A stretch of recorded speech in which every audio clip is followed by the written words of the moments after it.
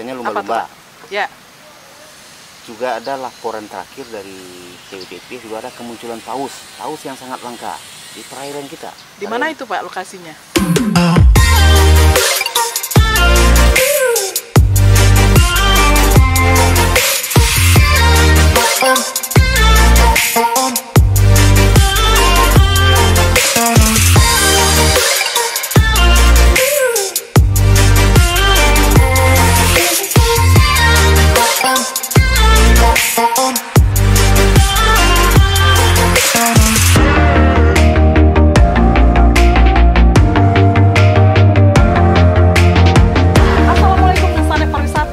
Welcome back to our channel Dinas Pariwisata Provinsi Sumatera Barat.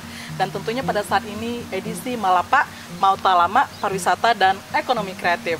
Dan pada saat ini kita sudah bersama Bapak Indrawardi Mantari. Benar Pak ya? Selamat siang Bapak. Selamat siang, apa kabar Kak Ros? Alhamdulillah baik Kak Ros, baik Pak. Bapak harusnya baik juga ya Pak, sehat ya Pak. Oke, Bapak Indrawardi, ini akrabnya dipanggil apa nih Pak? Enaknya mana? Indra atau Mantari? Kalau saya sih asalkan jangan Bapak Mawar aja. Mantari ya. Mantari ya Pak ya. Lebih enak nyebut Mantari ya. Oke. Karena Mantari itu kan cahaya. Mantap. Bapak Mantari seorang senior diving proklamator Universitas Bung Hatta ya Pak ya.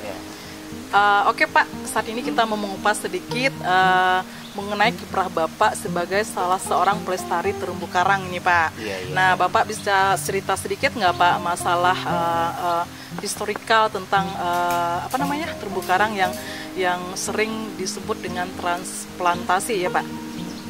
Boleh kita cerita dari awal dulu ya. Ya boleh. Mulai dari awal, mulai tertarik tentang dunia bawah laut lah. Ya. Awalnya kita mulai kuliah di Bung Hatta tahun 90. Tahun 90 saya udah mulai masuk Bung Hatta. Kemudian di masa itu ada dosen volunteer dari Jerman yang ditugaskan di Bung Hatta. Saat itu beliau pasang semacam masa itu kan masih pengumuman di mading kampus. Beliau pasang dibutuhkan tenaga yang mau dilatih menyelam. Oke. Begitu ada pengumuman saya langsung tertarik. Ya. Karena dulu ketika SMA kita sering lihat TV orang-orang menyelam seperti ini, kita bawa inginlah belajar diving kan itu bahasa. Itu ada pengumuman, saya langsung daftar. Ada sekitar 40-an kami saat itu diadakan tes, kemudian lolos, kemudian latihan rutin di kolam renang Teratai masa itu.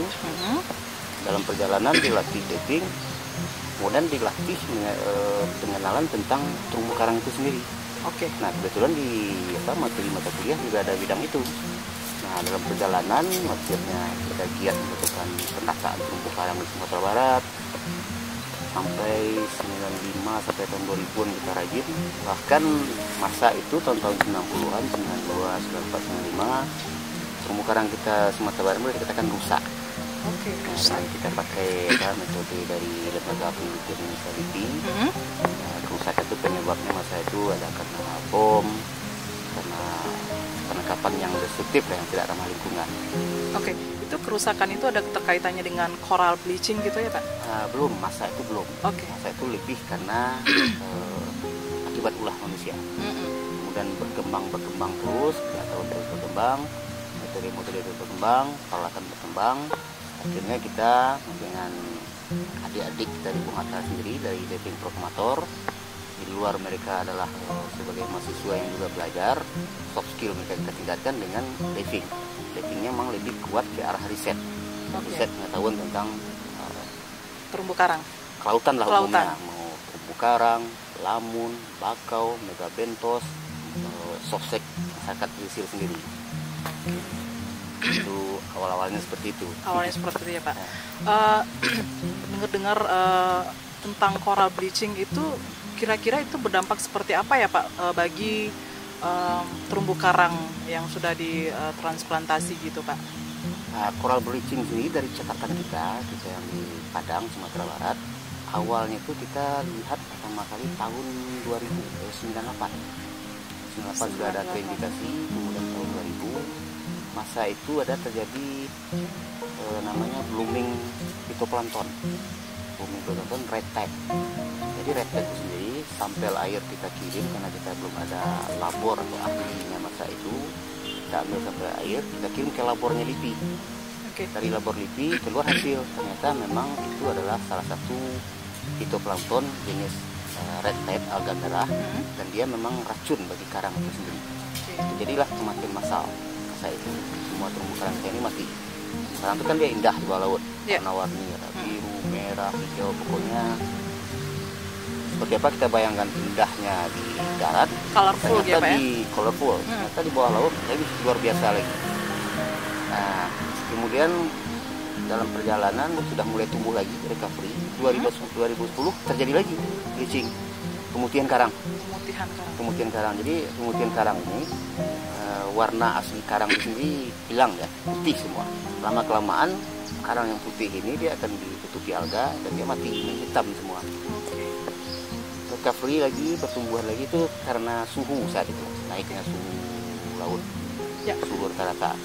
Karena karang itu sendiri dia kan normal dia hidup itu di suhu antara 25 sampai 28 Celcius. Saat itu di atas 30. Mengenai recovery-nya Pak, itu recovery-nya bisa sendiri atau ada metode-metode lain yang harus dilakukan? Ada, secara alami dia akan tumbuh sendiri. Nah, salah satu usaha mempercepat tumbuhnya karangnya adalah metode transplantasi. Transplant itu. Kira-kira transplantasi sama lah kita cangkok. Kalau kita di kampung lah, atau kita di darat, karena ini jamnya enak, ini bagus, kita cangkok ya. Sama dengan karang itu juga bisa dicangkok. Misalnya gini, ya kan ada karang jari namanya, jenis Acropora. Kalau orang lokal namanya karang jari. Kita ambil satu individu, kita pindahin dengan substrat buatan dari semen, dari cendera arak, atau bisa juga ke substrat aslinya. Ini dia akan mampu mempercepat tumbuh lagi. Sampai saat ini Pak, untuk untuk transplantasi terumbu karang itu sudah tersebar di daerah mana saja Pak untuk Sumatera Barat? Sudah banyak kita lakukan, bahkan kerjasama juga dengan instansi pemerintah, hal ini TKP ya, sampai kita ke Pasaman Barat, pulau-pulau di Pasaman Barat, salah satunya di Pulau Telur. Itu ada sekitar 5.000 rak yang kita tanam di sana. Kemudian di kawasan Mandeh sendiri, di pesisir selatan, di Kosong Gadang, itu ada 5.000 bibit yang kita tanam. Itu malahan yang di Mandeh ini dengan masyarakat langsung, dengan anak-anak pelajar SD. Itu 2011 kita lakukan. Kita bawa nih anak-anak semua, pemuda, kelompok-kelompok muda, mereka yang lakukan. Mereka langsung yang lakukan. Kita dari grup briefing ini, dari adik-adik semua, kita hanya mendampingi. Kita ajari mereka semua, bibit yang kita ambil, ini cara nanam. Yuk, mari kita rame-rame, mari kita sama-sama. Jadi kita hanya ibaratnya kita mendampingi mereka langsung. Mereka yang lakukan, kita mendampingi. Gitu. Kalau bicara bibit Pak, untuk keseluruhan daerah sudah berapa bibit yang tersebar gitu Pak? Kalau dihitung jumlahnya mungkin udah puluhan ribu. Udah puluhan ribu ya Pak ya. Karena kalau kerjasama dengan pihak terkait itu kan jelas angka-angkanya, misalnya 5.000 bibit, 10.000 bibit. Tapi kita kan setiap ke lapangan, setiap ke laut dipastikan menanam karang. Kita pastikan entah dua masing-masing orang 5 atau 10 atau berapa. Mungkin kalau jumlahnya puluhan ribu mungkin kita ini kan. Ini kelemahan kita nggak tercatat, harusnya kita hitung, kita catat. Sianu 1, Sianu 2, terus begitu. Dan apa juga di kaitan dengan pariwisata, misalnya ada teman-teman yang mau diving atau dari luar, selalu kita tawarkan, yuk kita tanam karang. Sambil menyelam, yuk kita tanam karang. Ya, terumbu karang ini erat sekali kaitannya dengan diving, menyelam. Nah, untuk diving tersebut bisa juga dikategorikan nanti ke wisata minat khusus ya Pak ya. Ya, dari sekian banyak terumbu karang yang sudah ditransplantasi Pak, kira-kira spot mana aja yang cocok untuk dijual di dalam kepariwisataan gitu Pak? Nah sebenarnya kan gini lah, karena ini minat khusus. Secara umum provinsi kita Sumatera Barat ini kaya, cukup berpotensi. Belum lagi Mentawai sana. Itu Mentawai yang baru hanya sekian persen yang udah sempat kita eksplor, artinya kita teliti, kita data. kita petakan mana spot-spot untuk diving. Nah, untuk yang kita dekat-dekat saja, misalnya ada namanya kawasan Taman Wisata Perairan Pulau Pie. Itu kan udah di bawah kementerian langsung. Ada Pulau Pandan, ada Pulau Pie, ada Pulau Toran, dan ada Pulau Bandung. Ini rekomendasi juga untuk spot-spot diving. Ini cukup bagus, dia agak jauh ke tengah. Bisa didukung oleh di luar dari ekosistem terumbu karang yang didukung, juga didukung oleh kecerahan perairan dan relatif aman karena kita tidak terlalu jauh ke daratan, dan jarak tempuh kita pun mau dari Muara Padang atau mau dari Pariaman kita atau dari pasir sebelah kita agak dekat, hanya 1 sampai 1,5 jam dengan boat kita sudah sampai di spot-spot penyelaman. Belum lagi kawasan Mandeh sendiri.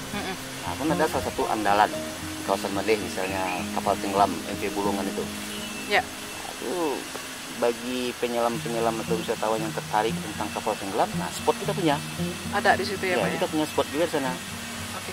Satu kali penyelam di sana karena biasanya dari satu spot ke satu atau lebih. Kita juga bisa pindah ke lokasi lain yang agak dekat.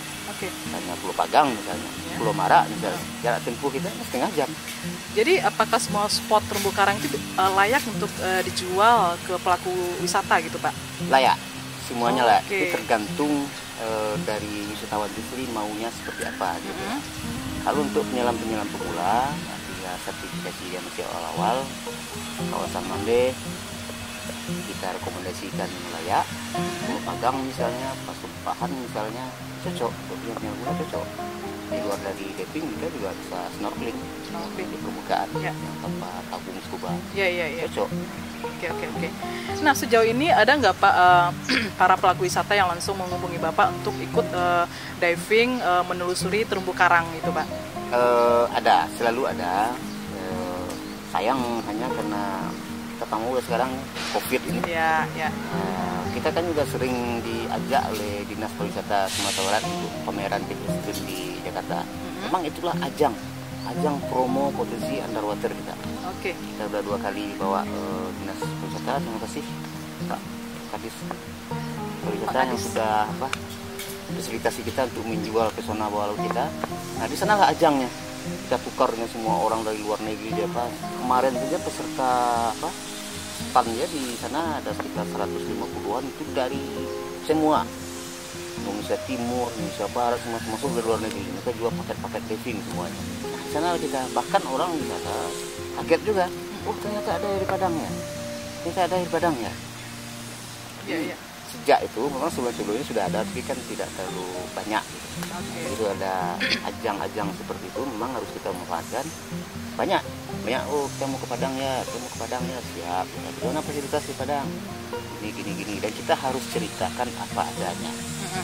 Kondisi kami di Padang seperti ini. Karena gini, ketimbang kita.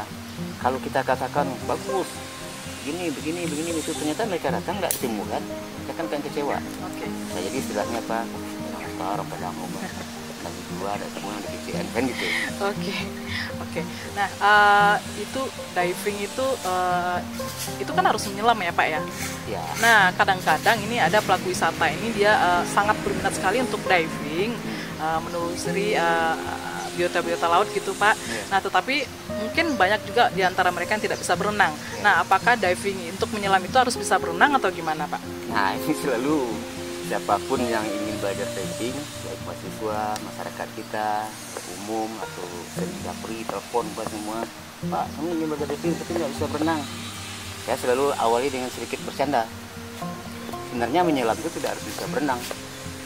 Bahkan lebih baik sebenarnya nggak bisa berenang. Kenapa gitu? Kalau kita bisa berenang, kita kan sangat tergantung dengan peralatan, tergantung dengan kapasitas udara di tangki yang kita sandang itu, masuk regulator yang untuk alat bernafas. Kalau tidak bisa berenang, saya bilang begini, kalau bisa berenang, kita sangat tergantung alat. Rata-rata itu maksimal kita hanya 60 menit sampai 75 menit. Rata-rata 50 menit. Kalau nggak bisa berenang, bisa 2 hari sampai 3 hari. 2 hari sampai 3 hari, kalau nggak bisa berenang. Kok gitu, Pak? Ya, kalau nggak ngapung sendiri, tim SAR yang cari. Nah, gitu. Oke. Jadi sebenarnya ujungnya M itu ya Pak ya. Intinya M gitu. bagaimana dulu orang ini tertarik, bertanya aja orang tertarik tentang diving itu udah sesuatu bagi kami. Oke. Untuk mengembangkan selat. Jadi yang penting untuk belajar diving itu jelas yang pertama penyakit dari kampung epilepsi. Epilepsi. Ya. Kemudian sakit jantung. Kemudian mungkin ada masalah di pendengaran atau di sinus. Nah, sebelum itu kan memang juga ada sebelum dia aktif bergabung dan juga harus diapakan dulu surat keterangan sehat dari dokter. Oke. Nah, kalaupun tidak bisa berenang, kebetulan anggaplah kita lagi di pulau nih, lagi diving. Kebetulan ada tamu lain atau kami lihat, Pak, kami ingin belajar Pak. Kita layani. Kami nggak bisa berenang. Ayo, kita ajari dulu sebentar. Itu lokasinya di laut juga ya? Di laut langsung. Okay. Misalnya anggaplah di salah satu pulau kita, Pulau Padang lah misalnya. Kita ajari sebentar. Namanya tuh paketnya kan Discovery Diving. Discovery Diving. Ya, orang yang nggak bisa berenang, ingin menyelam, kita ajari. Kita ajarkan sebentar. Yang pertama lu kita ajarkan lu membiasakan bernafas melalui mulut. Ya. Karena nanti ada masker, ada regulator. Otomatis kita kan melalui mulut, tidak melalui hidung, melalui mulut. Nah, biasakan dulu. Yang kita ajarin dulu ngapung dulu, ngapung. Ajarin gimana buoyancy dari telinga, namanya istilahnya tuh. Ketika kita menyelam kedalaman 1, kedua kan agak sakit telinga. Jadi caranya dipencet hidung, ditiup, kan bunyi telinga, tok tok. Oke. Nah, kita ajari biasakan dulu. Udah mulai nyaman ya. Pasang peralatan dan harus didampingi oleh instruktur atau senior diving lah yang sertifikasi juga. Kalau posisi ada banyak tingkatan tuh, ada A1, ada minimal A3, ini udah rescue diver dia. Coba kan kenyamanan dulu, udah nyaman ya, tandanya isyarat oke. Maka lihat ya masalah aman deh. Coba dulu kedalaman 1, komunikasi lagi 2, udah nyaman ya baru kita ajak dampingi terus. Dampingi ya salsa sampai dalam 5-6 lah. Jadi tidak bisa berenang tuh bisa deh. Ya Pak, berkaitan dengan laut nih Pak ya, maritim. Kira-kira untuk selain terumbu karang, apalagi nih Pak yang bakal menarik untuk para pelaku wisata yang ikut diving nanti nih Pak? Banyak, tergantung kreativitas dari pelaku sendiri atau deck operator sendiri dan maunya dari wisata seperti apa. Menariknya di luar dari orang hanya memandang keindahan bawah laut, fotografi underwater. Malahan sekarang para fotografer underwater itu yang mereka cari sekarang adalah yang mikro, yang paling kecil. Biasa kita lihat foto kan banyak indah, itu landscape, wet ya. Sekarang para fotografer itu memburu yang paling kecil. Ketika mereka dapat sebuah objek yang kecil, sama mereka kan akan posting kan. Bro, mana tuh? Lokasi mana tuh? Yuk ke sana yuk. Mudah-mudahan temu di kita sesuatu yang mereka buru, yang kita cari, yang mereka cari. Oh, itu di Padang lokasinya, bro. Itu di Padang. Yuk ke Padang. Nah, ini yang belum ketemu kita sesuatu yang khas. Kita tetap explore apa sesuatu yang menarik bagi mereka. Oke, dan sana perwisata menarik kan pembicaraan kita dengan Bapak Mantari seputaran terumbu karang, biota laut, pokoknya seputaran kelautan ya Pak ya. Dan ini menarik juga buat pelaku wisata yang mempunyai minat khusus untuk diving pastinya. Nah, dan tidak tertutup pastinya buat peminat wisata yang tidak bisa berenang ya Pak ya. Jadi yang tidak bisa berenang juga bisa ikutan diving. Nah, nanti ada cara-caranya, tinggal hubungi Bapak Indrawati. Oh ya, Kak Ros tadi ya? Kak Ros, Pak. Kak Ros. Ada yang lupa nih. Ini kakaknya Pin dan Upin. Ada kita yang lupa tadi nyampaikan. Perlu semangat betul cerita nih soal nggak bisa berenang harus bisa diving. Iya. Selain dari potensi bawah lautnya, kita juga potensi lain yang sangat menarik. Misalnya lumba-lumba. Ya. Juga ada laporan terakhir dari BPP juga ada kemunculan paus yang sangat langka di perairan kita. Di mana itu Pak lokasinya? Perairan Taman Wisata Perairan Pulau Pie. Pulau Pie. Ya, kalau dibawakan ke secara administrasi itu daerahnya masuk Kabupaten Pariaman, masuk Kota Pariaman, masuk Kota Padang. Ya. Kalau diukur jarak dari pinggir pantai dari pinggir laut kita ke tengah kira-kira 10 sampai 15 mil. Kalau di kilometer kan sekitar 20 km lah kira-kira. Itu sering ditemukan. lumba-lumba. Nah, ini kan sesuatu yang menarik. Ketika kita akan melaut dengan bot, kita pergi menuju pulau misalnya Pulau Pandan, Pulau Pie, dalam perjalanan mereka akan atraksi dengan kita. Atraksi lompat-lompat gitu ya Pak ya? Oke. Dia akan memacu bot kita. Tentu di atas bot, sorak gitu aja, makin bagaimana kawan gitu kan. Abadi kan lah. Pastinya untuk tim fotografi itu, fotografer itu menarik sekali ya Pak ya? Artinya kan sangat berbeda, apa namanya, adrenalinnya kita lihat langsung. Oke. Daripada lihat foto atau video. Beberapa nelayan di lapangan yang pernah laporkan sama kita, kirimkan videonya, pernah kita temukan di perairan Pulau Pagang, perairan Pulau Mara, di kawasan Mende. Dan dari data-data Balai Riset, Balai Pelestarian Lingkungan Pesisir, BPSPL Padang, dari data-datanya malah banyak ditemukan yang sering terdampar di perairan kita. Oke. Terdampar di pesisir selatan, laporannya ya, Pak ya? Paus. Dan baru 2 bulan yang lewat, saya dapat kiriman video dari seorang nelayan. Kemudian dia melihat hiu paus ini bermain-main di sekitar bagan mereka. Desa Pariwisata, menarik kan perbincangan kita dengan Bapak Mantari mengenai seputaran terumbu karang, biota laut, dan yang berhubungan dengan wisata laut, Insang. Ya, berkaitan dengan Insang. Oke, dan pastinya bagi wisatawan yang mempunyai minat khusus untuk diving, tentunya nanti bisa menghubungi Bapak Mantari. Nah ini terakhir ini Pak, kira-kira harapan Bapak untuk kepariwisataan Sumatera Barat ini seperti apa Pak? Yang pasti harapan kita semakin maju pariwisata Sumatera Barat, khususnya di bidang kami, di bidang underwater, bidang laut. Ya. Karena memang belum kita segencar yang lain, belum segencar kita bandingkan dengan teman-teman kita, saudara kita di Indonesia Timur. Nah, karena memang khas di kita bandingkan dengan Indonesia Timur tentu sangat berbeda. Mereka memang istilahnya triangle coral reef, segitiga terumbu karang dunia. Dan kita pantai barat tentu tidak sama lah dengan mereka. Tapi kan juga kita punya spot-spot yang tertentu yang juga mungkin menarik bagi mereka. Jangan lupa kita Mentawai tidak hanya surfing, ya, tapi juga punya spot-spot diving yang mungkin lebih luar biasa di sana. Cuma karena kita keterbatasan SDM, keterbatasan peralatan juga, keterbatasan, tapi kita tidak putus asa, kita semangat, kita lanjutkan. Dalam hal ini pemerintah sendiri kan juga sudah berikan supporting buat kami. Ya. Misal, kebetulan ada pameran-pameran tentang kepariwisataan, kita diajak, walaupun tim tidak bisa ikut, minimal bahan dari versi underwater, ayo kami mau pameran, kita support. Nah itu bagi pemerintah sendiri kan sudah bentuk supporting bagi kami. Nah ini foto kami yang bawah laut, ini video kami bawah laut. Dan sering pihak dinas dan hal terkait yang mengajak kami juga untuk mengembangkan wisata bawah laut ini. Harapan kita ke depan memang kita lebih maju lagi. Baik Pak Mantari, terima kasih banyak atas bincang-bincangnya pada siang hari ini. Luar biasa sekali, banyak manfaat buat kita semuanya, dan juga tentunya kita harapkan bermanfaat juga buat para wisatawan yang menyaksikan perbincangan kita ya Pak ya. Oke Pak, ini Pak ada kenang-kenangan dari kita Dinas Pariwisata Provinsi Sumatera Barat untuk Bapak. Terima kasih atas waktunya, mohon diterima ya Pak. Semoga berkenan ya Pak ya. Terima kasih ya. Boleh dibuka Pak. Oke. Lihatkan ke kamera boleh Pak. Terima kasih ya.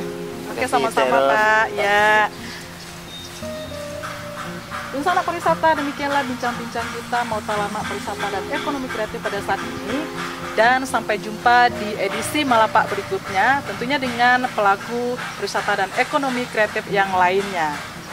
Saya Kak Ros dan Bapak Indrawardi Mantari mohon undur diri dulu. Wabillahi taufiq wal hidayah. Wassalamualaikum warahmatullahi wabarakatuh. Salam pariwisata, salam Kiti Masya.